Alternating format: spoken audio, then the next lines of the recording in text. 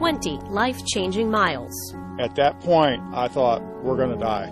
Not defined by one of the most intense tornadoes that can be measured, but by a Dayton-strong spirit committed to come back. It means that progress is still going on, and 6 months later. As the journey from Brookville to Trotwood, Harrison Township, and Northridge comes to an end. I'm doing good.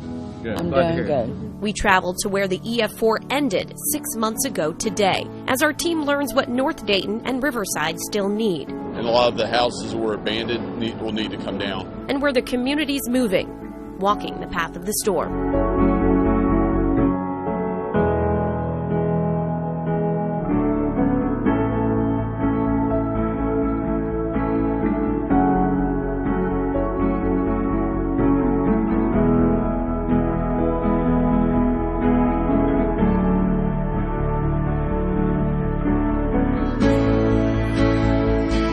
You could clearly hear it, and then pass, and it became silent, and then it started passing again. So it was almost like two tornadoes. As Matthew Tepper and his wife took cover in their old North Dayton basement, around the corner, I got hit by a stick. It was about this long and about this thick. A branch smashing through Barbara Del Grosso's home off Troy Street woke her up. Thankfully, she survived the EF4, but like dozens our team has talked with, her car was not as lucky. And looked at the car, and he said, "Oh my God, it's demolished." And it was. Car problems led some our team heard from to lose jobs.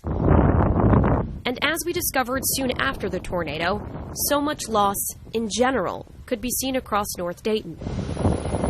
6 months later, our view from the air showed us much of that damage, including a destroyed grocery store, still remains. The search is on for a food desert solution. There are a lot of people in this neighborhood who can afford their own groceries, but they don't have the transportation to go out to get to a full-size grocery store. I feel really bad for the people who live there. That sense of empathy from contractors like John Scott continues from his firsthand experience.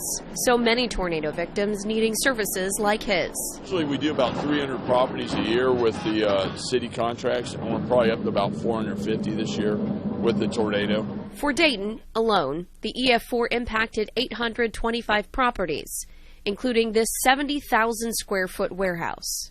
It needed to be taken down, so we demolished it and hauled everything away. Those Dayton buildings, on top of more than 3,500 others in Montgomery County. On top of them, there's the property damage 14 other Miami Valley tornadoes left behind that same night. It continues to mean a real life supply and demand lesson. And a lot of the houses that were abandoned will need to come down. I say there's about 60 neighbors gone. A lot of houses don't have insurance. Some of them have insurance. Some of them are landlords. They may have insurance on their primary residence, but not their rentals.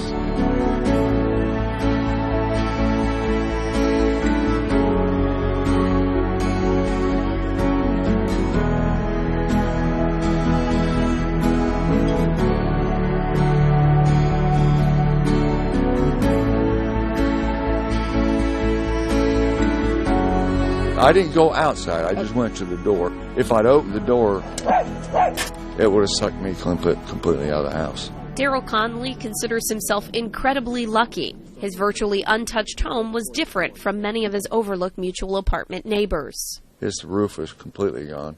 And then the guy next to him, Steve, he's still got that piece of wood sticking in his gable. And we were watching you on the news. Down the street near Wright-Patterson Air Force Base, Steve Griffin, who also lives in Overlook Mutual apartment, heard my warning.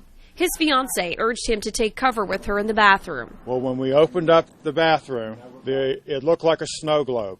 Today, the dirt, leaves, and insulation that were floating through the air have been cleaned up, like many of the 63 Riverside properties sustaining some damage 6 months ago.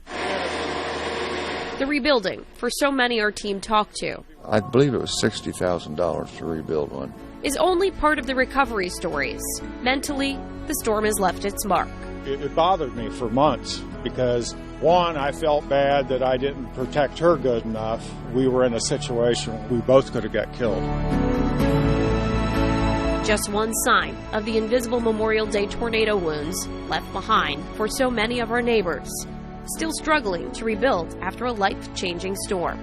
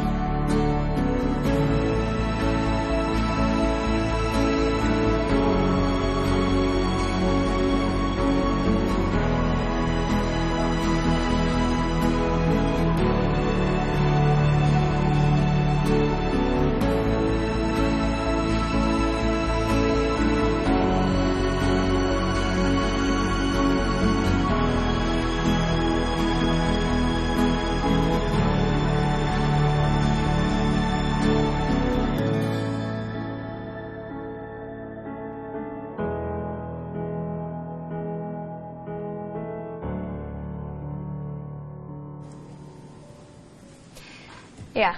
Those numbers are just, when you see those numbers and hear those stories, you realize how many people are still so affected by this. And we were talking, you know, most impactful 6 months later is the fact that folks don't have easy access to food. Yeah, you think, okay, people have been displaced, you know, they're working to get back to their homes, but Old North Dayton, when I found out that the only grocery store that they had is no longer, and then to hear that they have the money, but they can't get anywhere to buy food, just really hurt my heart. And I think, you know, this is the time of the year. We've given a lot to our community, you know, this year, but if you just had a little bit that you could give back, that would probably be a great idea. Again, as we've talked before, you know, so many people have moved on with their lives and think everything is great, but drive a few miles away and it's still rough. Our neighbors aren't so fortunate. No. Yeah, it is unfortunate. And we were only able to tell some of the many recovery stories out there. That's why I really want to encourage you to read our team's digital stories. From my Dayton Daily News partners, Chris Stewart and Josh Schweigert, our team has continued on with keeping an eye on what's happening across the Miami Valley. Our team has more stories coming soon, so keep checking that link. Most importantly, we head into Thanksgiving. Those stories also have a resource guide for how you can help. Just click on the big Walking the Path icon right on WHIO.com. And live right now on our streaming app, WHIO TV Now, you'll find our hour-long tornado special. Just click on Community Rises. You can also watch our entire Walking the Path series there. That's a free download on your Roku, Amazon Fire, and Apple TV devices.